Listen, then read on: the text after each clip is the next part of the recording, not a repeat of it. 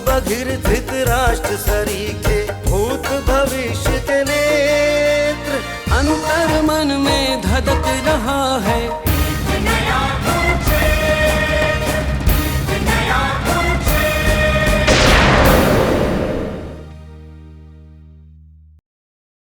तुम यशोदा की बात को दिल पर मत लो, उससे टकराव को अवॉइड करो। अपने घर के किसी सदस्य के नाम मॉल या धर्मशाला बनवा दो, फिर देखो लोग तुम्हारा गुणगान करेंगे, नाम भी मिलेगा और तुम्हारी तिजोरी भी भरी रहेगी, वो भी सफेद। एक सीक्रेट रिक्वेस्ट करनी थी आपसे।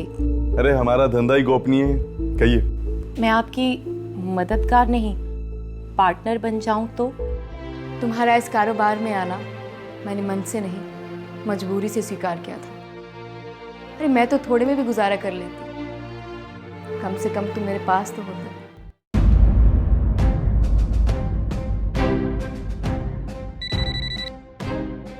हेलो। हेलो, मुकुंद बोल रहा हूँ। रेनू बेगम से बात करवाना। ठीक है। बेगम साहिबा, मुकुंद का फोन। हेलो। हाँ, कांदरी जान, दयाल सुबह, सल बटिया, सभी जगह बाढ़ ने आतंक मचाया हुआ है। इसी सिलसिले में बात करनी थी आपसे। गोना से बोलकर देवता, बशीर, हमीद सबको बुलवा लो, मैं मौसम मंजिल आ रहा हूँ। ठीक है। अनूप, अच्छा हो तुम आगे, मैं तुमसे गाड़ी में बात करता हूँ। हम बहुत जल्द कांदली जान चले जाएंगे। और हाँ, आप दोनों बच्चों का ध्यान रखना। बेटा तुम बेफिक्र होकर जाओ, मैं यहीं पर हूँ। जी, चलो अनूप।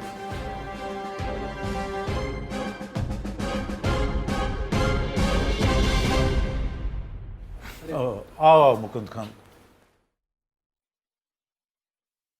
ये अनूप है, मेरे छोटे भाई जैसा है, अभी अभी कांदली जान से आया है। इसका कहना है कि वहां पे पानी ने प्रलय मचा रखी है। आगे का प्लान क्या है? सरकारी लोग जाएंगे, मीटिंग करेंगे, रिपोर्ट बनाएंगे और उसके बाद मदद का इंतजार करेंगे। मुझे लगता है मुझे कुछ करना होगा। मंत्री जी को फोन करता हूं।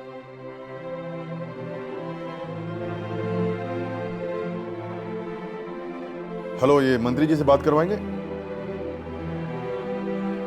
क्या?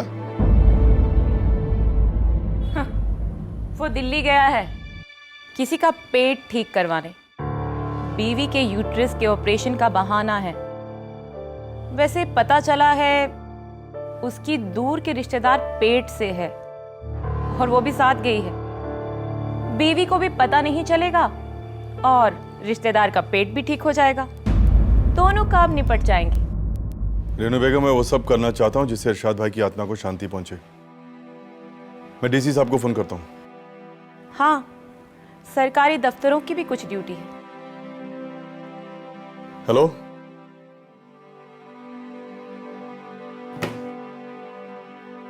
जब तक ये आंकड़े इकट्ठे करेंगे दुनिया हैजे से मर जाएगी। अगर मैं कांदली जान की मदद नहीं कर पाया ना, तो अपने आप को कभी माफ नहीं कर पाऊंगा। लोग बेघर हो गए, बाढ़ में बह गए। अगर कुछ नहीं किया तो जो बाकी के बचे बीमारी से चल बसेंगे। ऐसा ही हम सबको सोचना चाहिए। गरीब होना और ऐसे बाढ़ में उजड़ना क्या होता है मैं अच्छी तरह से जानती हूँ। हमने भी ऐसी ही मजबूरी में तेल सुबह छोड़ा था। तेल सुबह? कांदली जान वाला? हाँ, आपको देवता या बशीर ने बताया नहीं? ऐसा मौका भी तो नहीं मिला कभी। माँ जी है ना, सारा दिन पानी में रहने के कारण ध्यान नहीं रहता। अवंती बुढ़िया से पूछिएगा। आप उन्हें भी जानती हैं? जब भी गांव जाते हैं ना, बाबा जान उनसे मिले बिना वापस नहीं आते। जानकर अच्छा लगा। अच्छा, अब क्या सोचा है, क्या करना है? हमें उनके लिए दवाइयाँ, खाना पीना और टेम्परेरी घरों का प्रबंध करना होगा और साथ में नावों का भी, ताकि उन्हें सुरक्षित स्थानों पर पहुंचा सके। वैसे भी इस प्रशासन का कोई भरोसा नहीं है। अफसर लोग तो बर्बादी होने के बाद आंकड़े इकट्ठे करते हैं ना। रोकथाम अगर समय पर होगी तो लोग बाग बर्बादी से बच जाएंगे। गोना, हमारे पास नाव कितनी है? दादा, हमारे पास नाव बहुत कम है। पानी बहुत आ चुका है। टापू तो तकरीबन डूब ही चुके हैं। 10-15 दिन तक धंधा तो बहुत स्लो रहने वाला है। हमें आदमी और नाव मदद के लिए भेजने पड़ेंगे। ठीक कहा देवता दादा। अगर आदमी सिर्फ अपने लिए सोचेगा ना तो इस दुनिया को खत्म होते देर नहीं लगेगी। हम खुशहाल हैं, मगर वो लोग, उन्हें हमारी जरूरत है, हमारे अपने हैं वो। अगर इरशाद भाई होते ना तो उनकी मदद जरूर करते। ठीक है, आप लोगों को जो भी मुनासिब लगे करें। पैसा, सामान वगैरह जो भी चाहिए सब ले जाइए। पता नहीं दहल सुबह का क्या हाल है। बाढ़ में हर तरफ पानी और तबाही ही नजर आती है। हम तो बचपन से ये सब झेलते और देखते आए हैं। ये अनूप तो अभी आया है देखकर। सभी गांव पूरी तरह से डूबे हुए हैं। लोग पेड़ पर और बांधों पर दिन और रात गुजार रहे हैं। अगर जल्दी से मदद ना पहुंची तो बीमारी फैलने का खतरा भी है। देवता दादा, बशीर और अनूप तो मेरे साथ हैं ही, और गोना कारोबार पर नजर रखेगा। और हम लोगों के लिए नावें, दवाइयां और ओढ़ने वाली चीजों के अलावा 40-50 लोगों को साथ लेके जल्दी रवाना होंगे। गोना, 1 मिनट इधर आओ। जी भाई।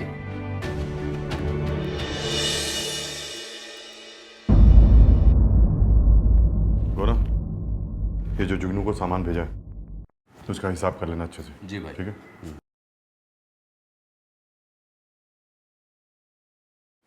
आप सब लोग कांदली जाने की तैयारी कीजिए, हमें जल्द निकलना होगा। ठीक है मुकुंद, हम घाट पर तुम्हारा इंतजार करते हैं। जी।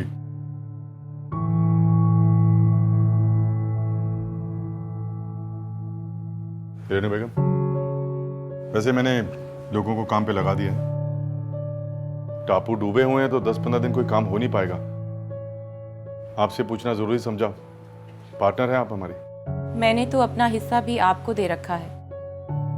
पैसे, आदमी जैसे चाहे इस्तेमाल करें। सुनकर अच्छा लगा। भगवान इरशाद भाई की आत्मा को शांति दे। चलता हूँ। खुदा हाफिज। खुदा हाफिज।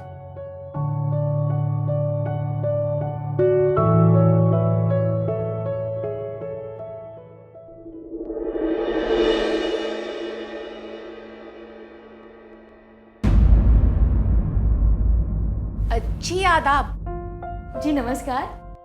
आप? मैं रेनू बेगम हूँ, इरशाद खान की छोटी बेगम। उनके जाने के बाद उनका कामकाज संभाल रही हूँ। ओह, तो आप रेनू बेगम हैं? जी। आइए बैठिए। जी शुक्रिया। बहुत अच्छा हुआ आज आपके दर्शन हुए। मुकुंद बहुत तारीफ करते हैं आपकी। अरे अनु, तुम भी यही हो? जी, मैं मुकुंद जी के साथ कांधुली जान जा रहा हूँ। बैठो। मुकुंद जी बहुत चिंता करते हैं अपने लोगों की। कांदुली जान जा रहे हैं तो मैंने सोचा मैं भी साथ चलती हूँ। बाढ़ से त्रस्त लोगों की हालत देखी नहीं जाती। ना तो बाढ़ का कोई पक्का इंतजाम हो पाता है और ना ही बेईमानी का। जानती हूँ, मैं दहल सुबह से ही हूँ। अरे वो भी हमारे दिगल घाटी के पास ही है। जीवन से भरी सुगंध है उस माटी की। तुलसी पुदीने की खुशबू आज भी महक उठती है वहाँ के बारे में सोचते ही। वहाँ के अपने लोग बेईमान व्यवस्था का नर्क भोग रहे हैं। कच्चे बांध से तो बांध का ना होना ही बेहतर है, लेकिन इस बार बांध टूटा नहीं, तोड़ा गया है। मतलब? कांधुली जान के 2 मछली के ठेकेदार भेनुराम और धिनाई, ये दोनों बड़े बड़े नेता के तलवे चाटकर मछली का ठेका लेते थे। इस बार मछली उम्मीद से कम निकली है। तो कुछ मजदूरों को लेकर बांध तुड़वा दिया। ज्यादा पानी, ज्यादा मछलियाँ। नहीं तो इतनी बारिश में बाढ़ का खतरा कभी नहीं हुआ। ऐसे नीच लोग। मजदूरों ने सब बता दिया। उसी जगह दफन क्यों नहीं कर दिया उन कातिलों को? कहाँ कहाँ किस किस को दफन करोगी बेटी? सही कह रही हैं आप। ये लो चाय पियो। चलो लोग जल्दी करो, चले।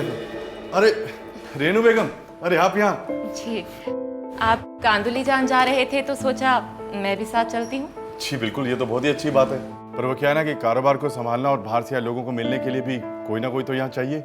ठीक है, रुक जाती हूँ, लेकिन अगर अचानक वहाँ पहुँच गई तो हैरान मत होइएगा। ध्यान से जाना और अपना ख्याल रखना। हाँ बिल्कुल। वैसे भी मेरा अपना गांव है, पानी का स्वभाव जानता हूँ मैं। सरकार का संपर्क टूटा होगा कांदुली जान से, मेरा संबंध तो सांसों का है। अपने बेटे को बुला रहा है मेरा गांव। तुम बिल्कुल मत घबराना, धर्म के कुरुक्षेत्र से विजयी सेनापति बनकर लौटूंगा मैं।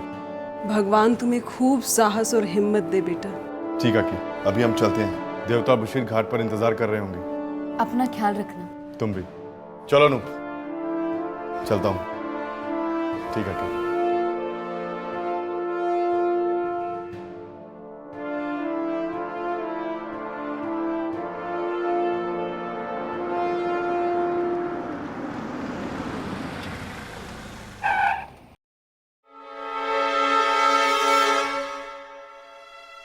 ये जुगनू का टेम्पो गोडाउन में क्या कर रहा है?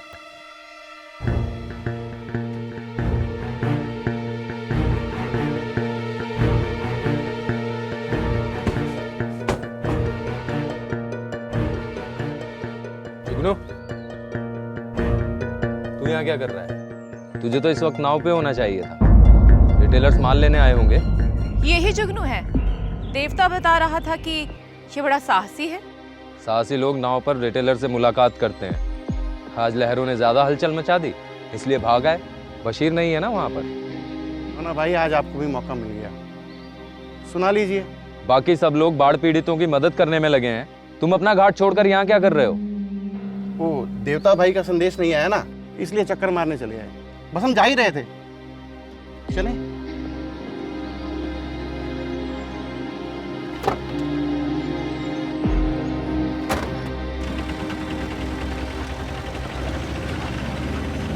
आज मिजाज बहुत गर्म है।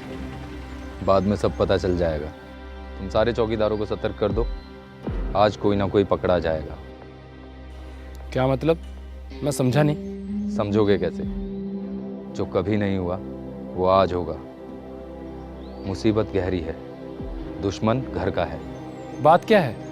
तुम जरा यहीं का ध्यान रखो। 2-4 घंटे में अगर ये लोग नहीं भागे तो मेरा शक गलत होगा। कौन लोग भागेंगे? जुगनू, रतनलाल और उनके साथी। दुश्मन बड़ा है। ध्यान से आमिर। जी भाई।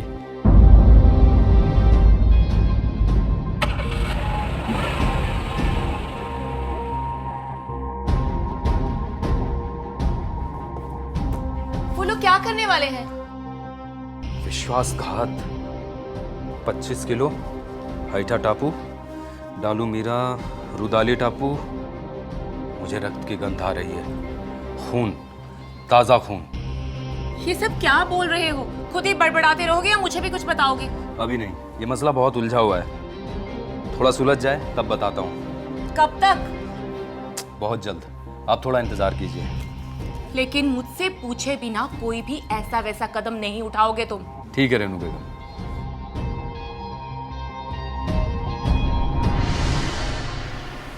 बाहर ने तबाही मचा रखी है। सरकारी महकमा अभी तक जागा नहीं है। कितने लोगों को अपनी जान से हाथ धोना पड़ा है। हादसे पे हादसे हो रहे हैं। कोई लोग पेड़ से गिर के मर रहे हैं तो कोई सांप के काटने से। चारों तरफ उनकी लाशों को चील कौवे नोच नोच कर खा रहे हैं। बदबू बढ़ती जा रही है, बढ़ती जा रही है। भैया, बांध का वो हिस्सा जो टूटने से बचा है, ये सारे इंतजाम वहीं हो सकते हैं और वो जगह थोड़ी ऊंची भी है। ठीक है अनूप, हम अपना काम वहीं से शुरू करते हैं। तुम जाकर टेंट लगवाओ, दवाई और खाने का इंतजाम करो और डॉक्टर के लिए सही जगह ढूंढ के उनको वहीं बिठाओ। बशीर भाई, तुम अनूप के साथ जाकर इन सब चीज़ों का इंतजाम करो। पहले जब भी कोई आपदा आती थी ना, तो हमारे बड़े बुरे हमें पहले ही बता देते थे। और आज ना तो हमारे साथ वो बड़े बूढ़े हैं, ना ही वो जमाना। अच्छा देवता दादा, वो अवंती माई वो कहाँ है? हाँ, मुझे पता है वो कहाँ हो। चरण स्पर्श माई। जीता रहे बेटा, जीता रहे।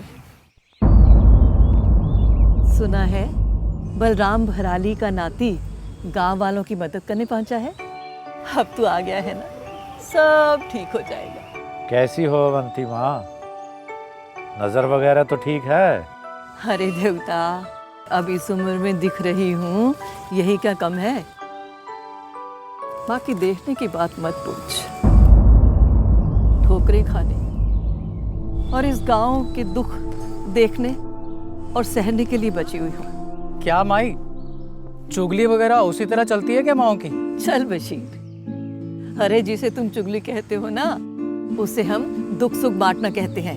अवंती माई, इस बार आने वाली आपदा की चेतावनी नहीं दी आपने? चेतावनी दी क्यों नहीं थी? बताया था। चींटियां मुंह में अंडे लेकर बांस पे चढ़ने लगी हैं। गाय वक्त बेवक्त रंभाती थी। मैं कहा करती थी कि कुछ बहुत बुरा होने वाला है, लेकिन मेरी कोई नहीं सुनता था, मेरा मजाक उड़ाते थे। जब मेरी किसी ने नहीं सुनी तो मैं 2 दिन पहले नाम घर चली गई और ये मौत दर मौत देखने के लिए बची रही। लेकिन लोग तुझे बहुत दुआएं दे रहे हैं बेटा। माई, ये बातें रहने दे, मैं तो कुछ भी नहीं कर रहा हूँ। ये सब तो इन गांव वालों की अमानत थी, बस ऊपर वाले के हुक्म से इन्हीं को लौटा रहा हूँ। खून बोलता है बेटा, वही संस्कार। बलराम, अरविंद, चंदा, सबके लिए दिल में दर्द। ये जो तेरा दिया हुआ खा रहे हैं ना, यही लोग उल्टी सीधी बातें किया करते थे उस देवी के बारे में। उसी का श्राप खा गया इस गांव को। अब देवता दादा, आप जाकर देखिए सब ठीक है, और बशीर को भी ले जाइए। बशीर, तुम भी जाओ। और अनूप, तुम देखो डॉक्टर आ गया कि नहीं। ठीक है भैया।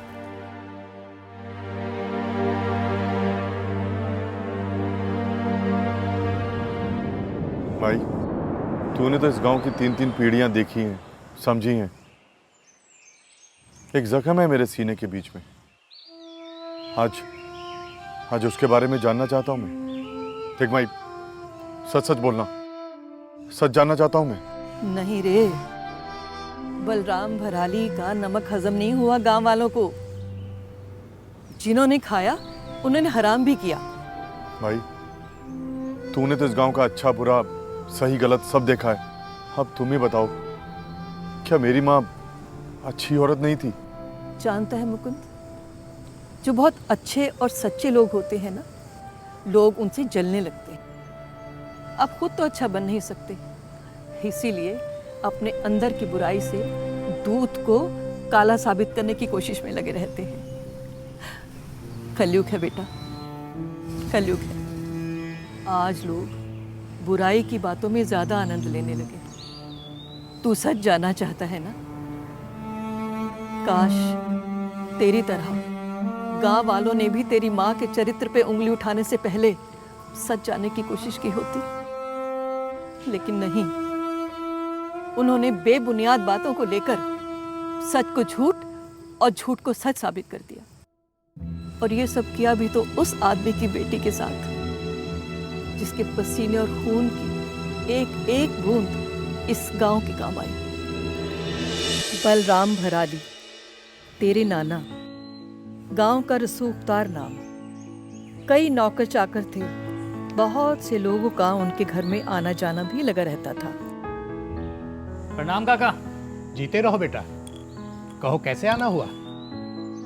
खबर अच्छी नहीं है काका। पश्चिमी घाट में नाव पलटने से हमारे 2 नाविक घायल हो गए। सब लोग ठीक तो है ना? आप फिक्र मत कीजिए काका, मैंने उन्हें अस्पताल में भर्ती करा दिया है। 2 लोग होश में भी आ गए और इलाज के लिए खर्चे के पैसे भी दे दिए। पैसे और इलाज से बात नहीं बनती हेमकांत, हमें तो खुद वहाँ जाना होगा। नाव भी हमारी, नाविक भी हमारे, तो उनका दुख दर्द भी तो हमारा ही हुआ ना। चलो चलें। चलिए बाबा, चले। अरे पगली, तुझे नहीं कहा चलने के लिए, मुझे एक जरूरी काम से बाहर जाना है। ऐसा करते हैं, कल चलते हैं ना बाजार। पर बाबा, रूपा की शादी तो आज रात ही है और माँ भी कल आएगी। अगर मैं कुछ अच्छा नहीं खरीदूंगी तो बहुत यूं ही से लगूंगी। आप क्या चाहते हो कि बलराम भराली की बेटी बस अपनी सहेली की शादी में यूं ही से लगे? सब क्या कहेंगे? मैं भी कहाँ चाहता हूँ कि बलराम भराली की बेटी यूं ही लगे। मैं भी तो यही चाहता हूँ कि बलराम भराली की बेटी सबसे अच्छी लगे। हेमकांत, तुम ऐसा करो, चंदा को बाजार लेकर के जाओ और इसकी मनपसंद की खरीदारी करवा दो। मैं नाविकों के पास होकर के आता हूँ। जी काका। ये पैसे रखो बेटा, जो चाहे खरीद ले। नहीं नहीं बाबा, मैं नहीं संभाल पाऊंगी, आप इन्हीं को दे दीजिए। मैं चलता हूँ घाट की तरफ। आओ चंदा।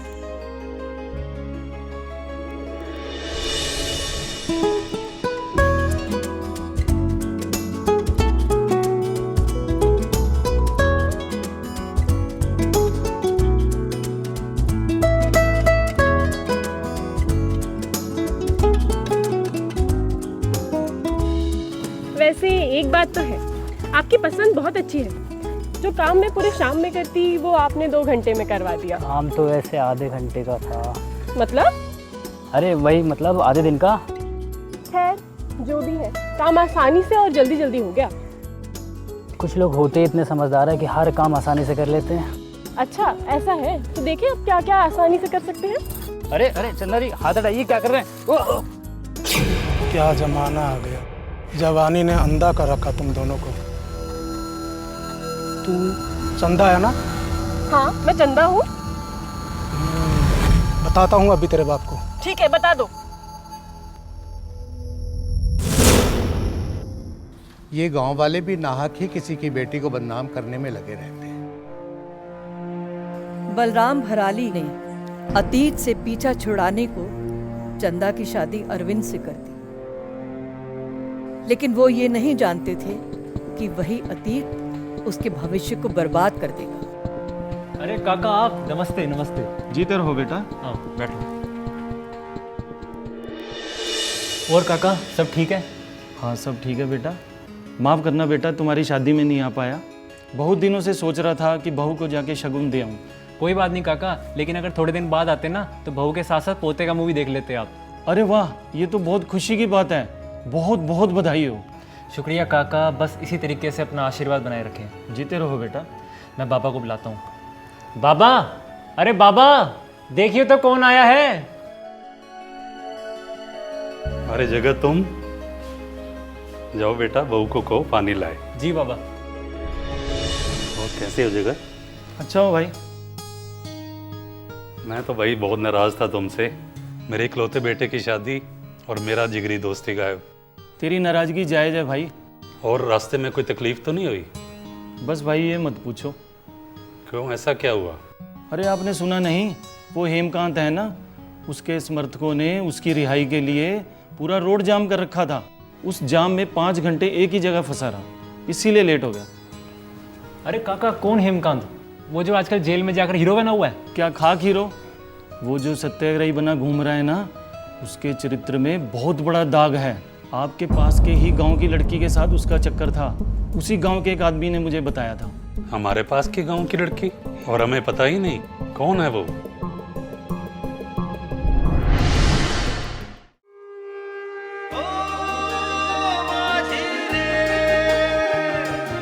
यादें बरसे रिम झिम अश्व समय का हिन हिन हिन हिन। यादें बरसे रिम झिम अश्व समय का हिन हिन हिन हिन। धूल उड़ाते पग पग पल छिन, कुछ लम्हे तुम संग कुछ तुम बिन। घड़ी की टिक टिक धिनक धिनक धिन, बीती उमरिया सांसें गिन गिन। मूक बधिर धृतराष्ट्र सरीखे